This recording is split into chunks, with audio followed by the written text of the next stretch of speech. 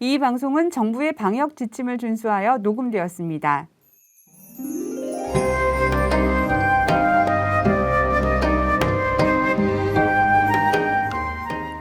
오늘은 일편단심의 유래에 대해 이야기 나눠볼까 합니다.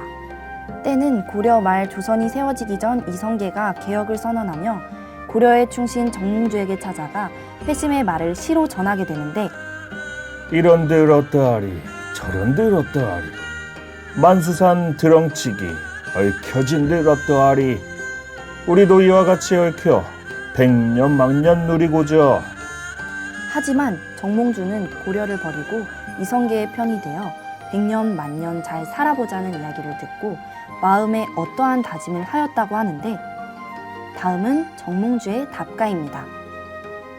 허허, 시를 받았으니 답시를 줘야겠군. 이 몸이 죽고 죽어 100번 고쳐 죽어 백골이 진토되어 넋이라도 있고 없고 임향한 일편단심이야 가실 줄이 있으랴. 그때 이성계는 이렇게 생각합니다. 100번 죽어도 고려를 향한 일편단심을 버릴 수 없다 이거로군. 정몽주, 도대체 저 한결같은 마음이 무엇일까? 이 정몽주의 마음은 바뀔 기미가 도대체 보이질 않는구나. 오늘은 일편단심의 유래에 대해 이야기 나눠볼까 합니다.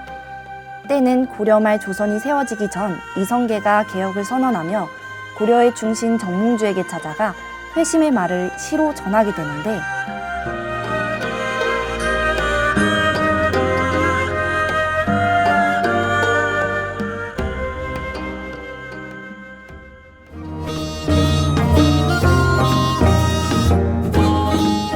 옛날부터 내려온 지혜들을 우리 삶에 접목해 볼 수 있는 시간, 짧지만 공감 100배, 성경 속 사자성어 이야기.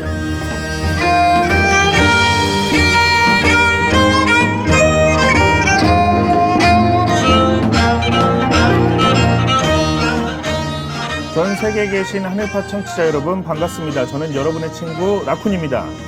안녕하세요. 내기의 말씀 캔디입니다.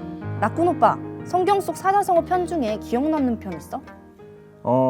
배은망덕 가룟유다 편이 기억에 남는 것 같은데. 나는 결초부은 한나 편에서 아들을 달라고 기도를 했잖아. 그래서 하나님께서 아들을 주셨는데 한나가 아들을 바치겠다고 한 그 믿음이 정말 대단해서 본받아야겠다는 생각을 했거든. 그래서 그런지 한나 편이 기억에 남는 것 같아.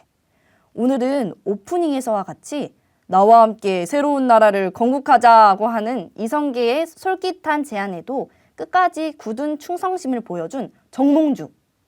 이때 정몽주의 마음을 네 글자로 뭐라고 표현할 수 있을까? 그야 당연히 일편단심이지. 오, 맞아. 오늘 배워볼 사자성어 주제는 바로 일편단심이야. 라쿤 오빠는 일편단심이 무슨 뜻인지 알아?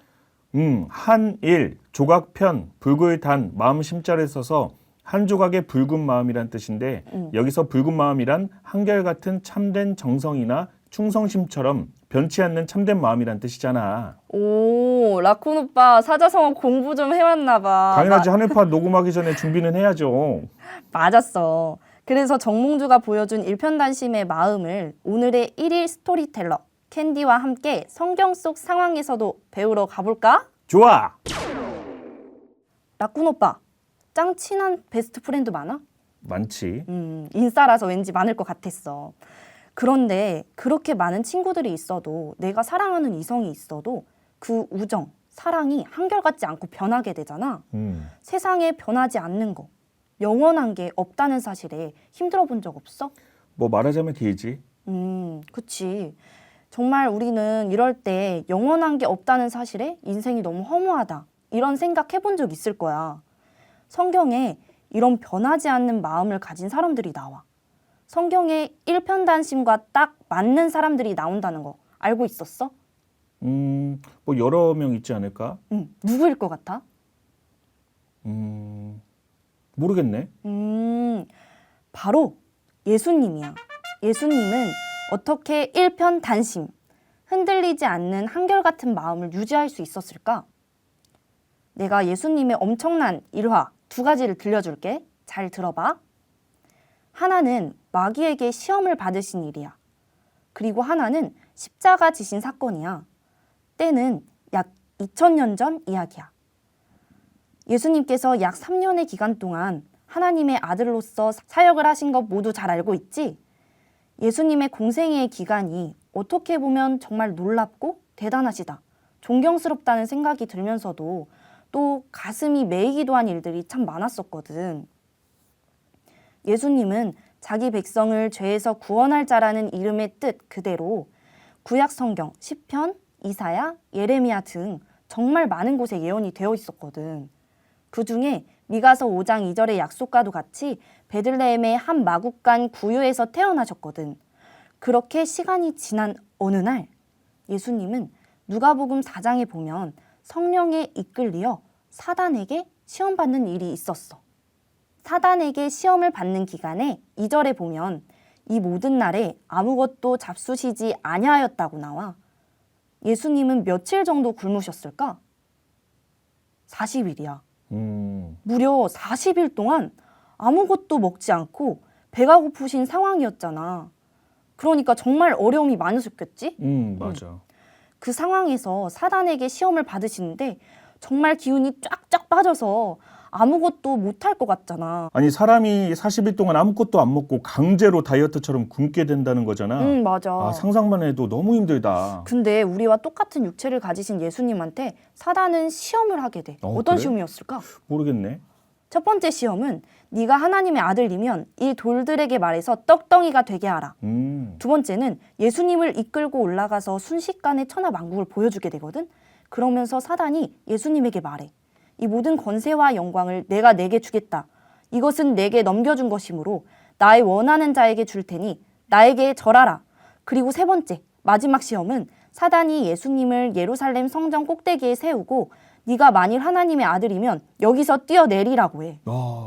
라쿤 오빠가 예수님의 입장이면 뭐라고 이야기했을 것 같아?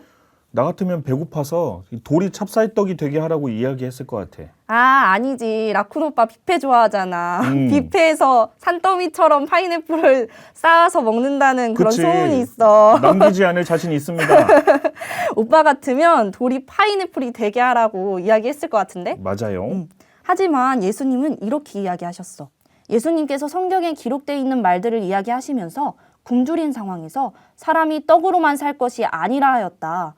하나님의 말씀으로 살 수 있다라고 하였다라고 하셨고, 두 번째 시험을 받으실 때는 기록하기를 주 너의 하나님께 경배하고 다만 그를 섬기라 하였다라고 하셨고, 마지막 시험을 받으실 때는 하나님이 나를 위하여 그 천사들에게 명하사 나를 지키게 하셨다라고 이야기하시면서 명언을 남기셔. 그러네. 주 너의 하나님을 시험치 말라고 하셨다라고 강하게 말씀하시면서 사단의 시험을 결국 이겨내시게 돼. 멋지다. 우리도 어떠한 상황 가운데 놓여졌을 때 미혹과 시험을 받을 수 있고 미혹과 시험을 이길 수도 있다는 거지. 사단이 치고 들어올 때 하나님의 것을 선택할 수 있는 마음이 곧 하나님을 향한 일편단심의 마음이 모든 미혹의 승리의 길인 거지. 일편단심? 맞아. 예수님의 엄청난 일화 두 번째는 십자가 지신 일이야. 예수님 하면 떠올리는 게 대부분 십자가를 많이 떠올리잖아. 그렇지. 사실 이건 모르는 사람이 없을 정도니까 그만큼 엄청난 일화라는 거를 알 수가 있는 거지. 먼저 예수님께서는 구약의 모든 약속을 이루시는 것이 가장 중요한 일이었어. 약속대로 십자가를 져야 하는데 대적인 서기관 바리새인이 아니라 동고동락하고 사랑하는 제자들마저 이를 방해하는 일이 있었거든. 약속을 잘 알지 못하는 베드로는 예수님께서 약속대로 십자가를 져야 하지만 인간적인 마음으로 걱정을 하며 십자가를 지지 말라라고 이야기를 했어. 이렇게 사단은 우리 주변에 사랑하는 사람들까지 들어서라도 약속을 이루지 못하도록 방해를 해. 그러네. 이 과정에서 예수님은 인간적인 정이 아니라 하나님의 약속을 이루기 위해 베드로에게 사단아 물러가라 라는 쓴소리까지 하셨어. 히브리서 9장 28절에 정확하게 표현이 되어 있거든. 이와 같이 그리스도도 많은 사람의 죄를 담당하시려고 단번에 들이신 바 되셨고 구원에 이르게 하기 위하여 죄와 상관없이 자기를 바라는 자들에게 두 번째 나타나시니라 라고 나와 있어. 먼저 예수님이 십자가를 지게 된 배경을 설명해 줄게. 라쿤 오빠, 아담 알지? 아담 알지? 아담이 지은 죄가 뭔지 알아? 선악과 먹은 거지. 맞아. 이것이 원죄야. 이 외에도 조상 때부터 지어온 유전죄, 내가 스스로 지은 자범죄. 이처럼 많은 죄를 짓고 사망으로 갈 수밖에 없었던 인생들을 구원시키고자 죄 없으신 위인 예수님을 통하여 십자가를 지고 보혈의 피를 흘리게 하심으로 죄사함의 길을 열어주셨어. 그러니 예수님의 십자가 보혈만이 죄를 해결할 수 있는 유일한 길이었음을 아셨지만 그 고통이 어떤 고통인지 아셨기 때문에 예수님도 피하고 싶으셨던 거지. 그럴 것 같아. 그래서 겟세마네 동산에서 땀방울이 핏방울이 되도록 기도를 하신 거야. 아, 뭐라고 기도를 하셨냐면 아버지께서 모든 것을 다 하실 수 있으니 이 잔을 저에게서 거두어 달라. 그러나 제 뜻대로 하지 마시고 아버지의 뜻대로 하옵소서라고 기도를 하셨어. 하나님은 사람들의 죄의 문제가 해결되어야 이 땅으로 다시 오실 수가 있으셨기에 아들 예수님은 모든 것을 참으시고 십자가를 지셨어. 그렇구나. 성경을 통해 보았을 때 약속을 이룰 때에 가장 큰 방해 중 하나는 육체를 보존하고 안위하고 싶은 마음일 수 있다는 거지. 그래서 하나님의 뜻을 이루는 과정에서 생기는 핍박 가운데 하나님의 뜻에 동참하기를 거절할 수 있는 마음이 우리 안에 싹트지 않도록 해야 된다는 거야. 그러겠다. 그래서 마태복음 16장 21절부터 26절 말씀에 보면 베드로가 예수님의 십자가 지심을 반대했던 것처럼 내가 주변에 아끼는 사람의 진심 어린 걱정으로 제시해주는 조언이라 할지라도 그것이 하나님의 뜻을 이루는 것에 반하지 않는지 성경적으로 돌아보면 좋을 것 같아. 그래야겠네. 이런 것이 바로 예수님께서 보여주신 일편단심의 신앙의 길을 따라가는 것이지 않을까?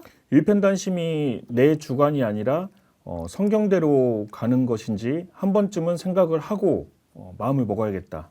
맞지.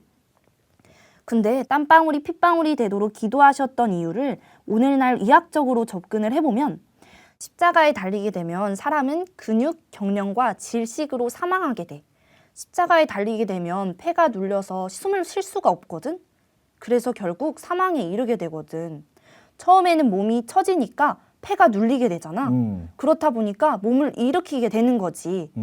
그런데 몸을 일으키면 손과 발에 못이 박혀서 고정이 되어 있으니까 못이 박힌 곳이 굉장히 고통스럽겠지. 맞아. 그러면 다시 몸을 일으키려고 하면 숨이 막히고 그러다가 결국은 기력을 잃게 돼서 숨이 막혀서 사망하는 게 십자가 형벌이거든. 이 고통을 받아가면서 사람은 십자가에서 죽게 된다는 거지. 이사야 53장 말씀에 보면 강고와 질고를 아는 자라 이렇게 말하고 있어.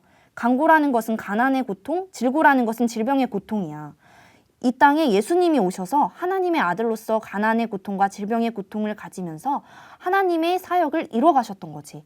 그렇게 힘들게 하다 보니까 그런 간절한 기도를 하게 되신 것 같아. 그런 힘든 상황 속에서도 하나님에 대한 마음 하나는 변치 않았던 거네. 맞아. 정말 예수님은 일편단심, 망구의 효자인 것 같아. 하나님의 맞아. 일, 약속된 일들을 하나님의 아들로서 이루겠다는 그 마음이 변하지 않도록 하려고 다 참아오신 그 예수님의 마음이 너무 잘 나와 있어서 내가 마음이 더 아프고 또 나의 죄를 위해 이런 어려움 속에서 산 제사로 드리신 예수님께 이 은혜를 어떻게 갚을 수 있을까? 그치. 이런 상황에 하나님을 부르는 예수님을 보고 군병 중 한 사람이 예수님을 조롱해. 그러면서 해흉을 가지고 신포도주를 머금게 하고 갈대에 끼워 마시게 한 후에 예수님께서 요한복음 19장 30절에 보면 다 이루었다 하고 영원히 떠나가셨어. 라쿤 오빠, 오늘 이야기 들어보고 어땠어? 나 자신에 대해서 많이 돌아보고 생각하게 됐어. 우리는 굶주리고 배고프고 내 육체가 힘들면 그것만 생각하게 되잖아. 그치. 뭘 먹을까? 어디서 먹을까? 어떻게 맛있게 먹을까? 너무 찔려. 근데 예수님은 약속한 일들을 이루기 위해서 그 마음을 변치 않고 일편단심 하나님의 아들로서 약속을 이루신 일을 해오신 거잖아.